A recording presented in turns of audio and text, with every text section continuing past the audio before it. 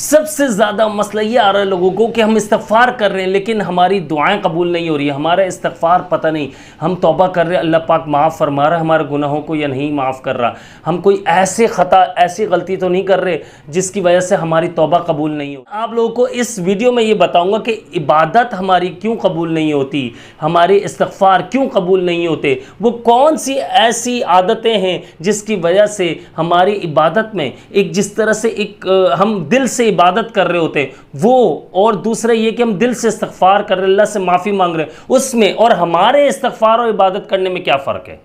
دو چیزیں سمجھ لیجئے گا، اس ویڈیو کو اینڈ تک دیکھیے گا۔ میں آپ لوگوں کو سمجھاتا ہوں، دیکھیں کچھ لوگ ایسے ہوتے ہیں جو عبادت کرتے ہیں، مثال کے طور پر ایک آدمی مسجد میں نماز پڑھنے جاتا ہے،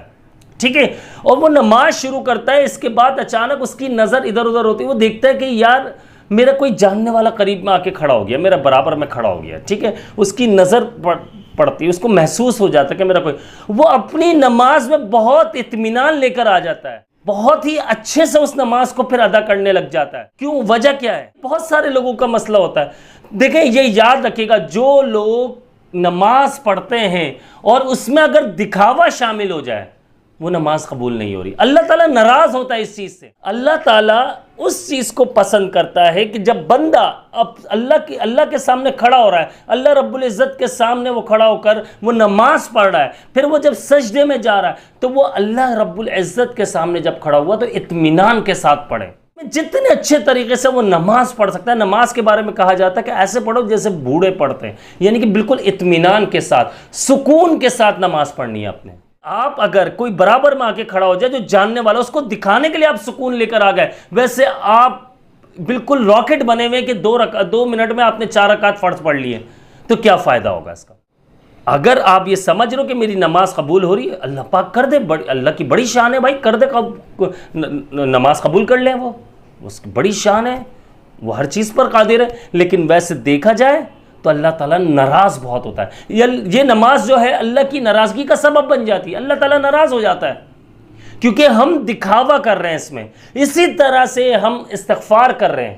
تو ہم لوگوں کو بتا رہے ہیں کہ آج یار میں نے 1000 مرتبہ استغفار کیا، 1200 مرتبہ کیا، 5000 مرتبہ کیا، 100 مرتبہ کیا، میں تو تہجد گزار بھی ہوں، میں تو یہ بھی ہوں، میں تو اللہ سے دعائیں مانگتا رہتا ہوں، میں کوئی گناہ کرنے کی سوچ بھی نہیں سکتا۔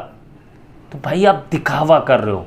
ایسا دکھاوا کرنے والے لوگ جو ہیں ان کی نہ عبادت قبول ہوتی ہے نہ پھر کوئی دعا قبول ہوتی ہے، اسی وجہ سے وہ ذہنی پریشانی میں آ جاتے ہیں، وہ ذہنی اذیت میں آ جاتے ہیں۔ سمجھ لیجئے 80 سے 90% لوگوں کو پتہ ہی نہیں ہے کہ ہم جو عبادت کر رہے ہیں، ہم جو استغفار کر رہے ہیں، ہم ذکر و اذکار کر رہے ہیں، ہم قرآن مجید پڑھ رہے ہیں، ہم تہجد گزار رہے ہیں، پھر بھی ہماری دعائیں قبول نہیں ہو رہی۔ دیکھیں آپ غلطی کہاں پر کر رہے ہیں، یہ اپنے آپ میں نوٹ کرنا ہے۔ جب اپنی غلطی خود دیکھیں گے، ہم خود نوٹ کرنا شروع کریں گے کہ یار میں کسی کو بتا تو نہیں رہا ہوں یہ سب کرتے، تہجد پڑھ رہا ہوں کسی کو بتا تو نہیں رہا ہوں، خر سے میں لوگوں کو غرور سے کسی کو بتا تو نہیں رہا ہوں، تم تو سوتے رہتے ہو، میں تہجد بھی پڑھتا ہوں بھائی، منہ سے یہ الفاظ نہ نکل لو لیکن آپ کے معنی وہی ہو، آپ کسی کا دل تو نہیں دکھا رہے ہو، یار نماز پڑھ لیا کرو، کیسے ہو تم، اس طرح کے الفاظ تو کوئی یوز نہیں ہو رہے۔ یہ خیال رکھنا، یقین مانیے آپ کی نماز جو ہے اس میں جو سکون ملنا ہے وہ چھین لیا جائے گا، اور اس میں جو اطمینان ملنا ہے وہ چھین لیا جائے گا۔ آپ کی روح کو جو سکون ملتا ہے ذکر و اذکار کے بعد، قرآن مجید پڑھنے کے بعد، حالانکہ فرمایا گیا الا بذکر اللہ تطمئن القلوب، شک دلوں کا سکون اللہ کی یاد میں، اللہ کی عبادت میں، سجدے میں ہے، تہجد میں ہے، ذکر و اذکار میں، استغفار میں، پھر کیوں سکون نہیں مل رہا؟ بڑی پریشانی ہے یہ۔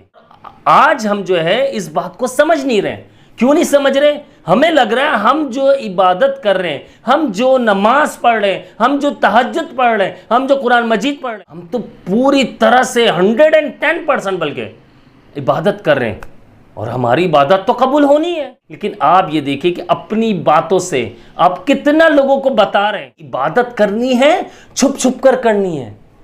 یعنی مساجد میں جا کر فرض نماز جماعت کے ساتھ آپ پڑھیں گے، سب کچھ ہے، میں ویسے عبادت کی بات کر رہا ہوں جو ہم استغفار کر رہے ہیں، ہم قرآن مجید پڑھ رہے ہیں، ہم تہجد پڑھ رہے ہیں، تو یار یہ جو عبادت ذکر و اذکار کر رہے ہیں، یار یہ بتانے والی باتیں نہیں ہوتی ہیں۔ آپ اگر اس کا 110% اب فائدہ لینا چاہتے ہو، میں آپ لوگوں کو بتاتا ہوں، کر کے دیکھ لینا، 3 مہینے، زیادہ نہیں 3 مہینے صرف خاموشی سے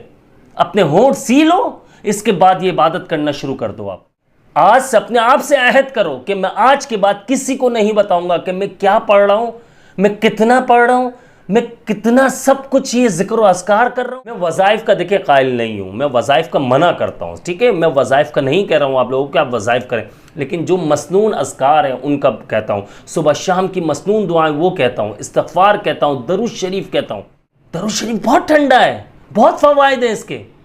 میں نے اس کے اوپر مکمل ویڈیو بنا کر رکھی ہوئی ہے, بہت سے زیادہ فوائد ہیں, اتنا ٹھنڈا آپ سوچ بھی نہیں سکتے. ایک بار درود پاک پڑھنے والے پر اللہ پاک 10 بار رحمت نازل فرماتا ہے. آپ سوچ لو, آپ نے ایک تسبیح پڑھ لی, 100 مرتبہ پڑھ لیا, کتنی بار رحمت اللہ کی نازل ہو. اللہ کی رحمت نازل ہو رہی ہے تو کیا ہے, گھر سے جتنی تکلیف پہنچانے والی, گھر میں جتنی تکلیف پہنچانے والی چیزیں ہیں, مصیبتیں, پریشانیاں, تنگ دستی,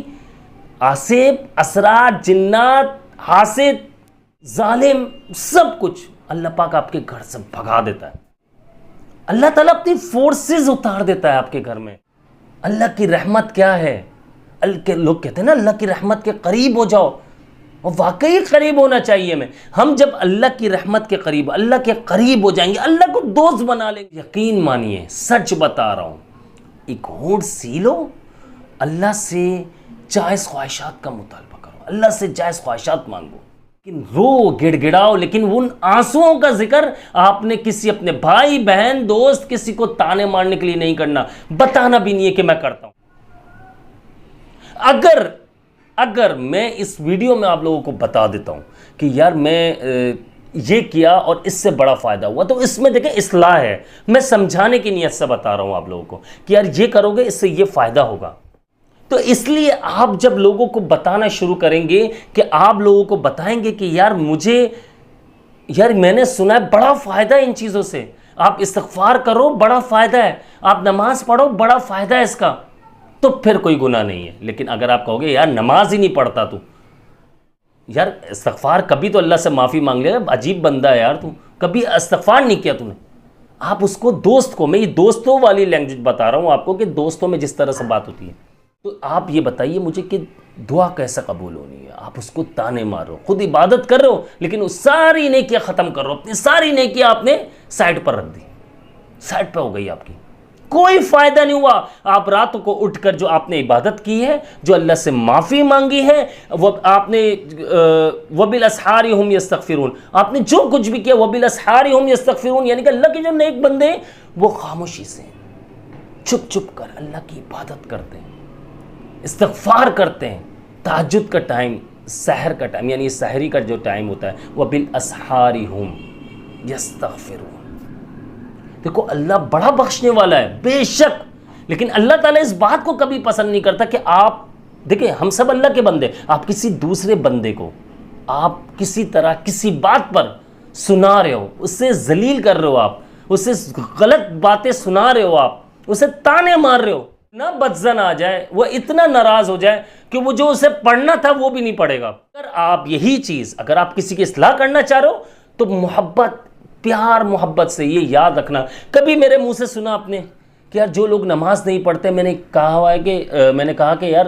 فرائض سے شروع کر, میں نے یہ کبھی کہا یار سنتیں نہیں پڑھو, نماز کیسے ہو رہی ہے تمہاری, سکون کیسے مل رہا تمہیں, میں نے کبھی اس طرح سے کہا نہیں کہا ہوگا. آپ لوگ یہ بات اچھے سے جانتے ہیں, میں کہتا ہوں فرائض سے شروع کرو, کم سے کم فرض کا گناہ جو ہے وہ ختم ہو جائے گا, آپ پر فرض کا گناہ نہیں ہوگا. پھر میں نے اس کے بعد کا عادت ہو جائے, 2-4 مہینے ہو جائے, آپ دیکھ رہے ہو کہ ہاں یار میں نماز نہیں چھوڑ رہا ہوں, تو پھر سنتوں پر آ جاؤ. اسی طرح 2-4 مہینے لگاتار پہ سنت, پھر اس کے بعد نوافل پر آ جاؤ. ہر ایک چیز کے دیکھیں فرائض کے سب سے زیادہ فائدے, اس کے بعد سنتوں کے سب سے زیادہ فائدے, پھر اس کے بعد نوافل کے بڑے فائدے. دعائیں قبول ہوتی ہے. سنتیں پڑھنے والے لوگ ہیں, اور جو فرائض تو پڑھنا ہی ہے, ہمیں فرض تو ادا کرنا ہے, سنتیں پڑھنے والے لوگ اور نوافل, ان لوگوں کی دعائیں بہت جلدی قبول ہوتی ہیں. نوافل تو ایکسٹرا عبادات میں شامل ہے, یہ پڑھو گے ثواب ہے, نہیں پڑھو گے گناہ نہیں ہے. تو اللہ تعالیٰ ایسے لوگوں کو بہت پسند کرتا ہے جو ایکسٹرا عبادت کرتے ہیں, جو اللہ کی یاد میں ہر وقت رہتے ہیں, اللہ کو ہر وقت یاد کرتے رہتے ہیں. ان کا دل جو ہے وہ دھڑکتا ہے اللہ کا نام لے کر, ان کا دل اللہ اللہ کہہ رہا ہوتا ہے.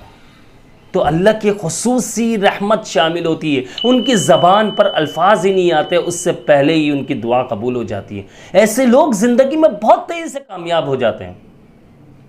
اور کچھ لوگ ایسے ہوتے ہیں جو پوری زندگی عبادت کر ہوتے ہیں لیکن پریشان رہتے ہیں۔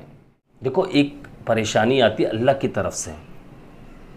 ٹھیک ہے، ایک پریشانی ایسی بھی ہوتی ہے کہ ہم جو ہے اپنی غلطیوں کی وجہ سے اپنے اوپر پریشانی لاتے ہیں۔ لوگ کہتے ہیں بندشیں لگ گئی، بندشیں خود لگتی ہے، ہم ہر چیز کا دکھاوا کریں گے بندشیں لگنا شروع ہو جاتی ہیں۔ ہم اگر اپنی عبادات سے لوگوں کو تانے ماریں گے، عبادت کی وجہ سے لوگوں کو کسی بات پر سنائیں گے، اسی بات پر کہ میں نماز پڑھ رہا ہوں تم بھی پڑھ لیا کر، تو ہماری نماز کیسے قبول ہوگی؟ دیکھیں آپ کسی کا دل دکھائیں گے، اللہ تعالیٰ آپ کو کبھی معاف نہیں فرمائے گا۔ ان چیزوں کو اچھے سے سمجھ لیجئے گا، اور مجھے اپنی خاص دعاؤں میں یاد رکھیے گا۔ میں ہوں آپ سب کا بھائی عبداللہ بن حمید۔ السلام علیکم ورحمۃ اللہ۔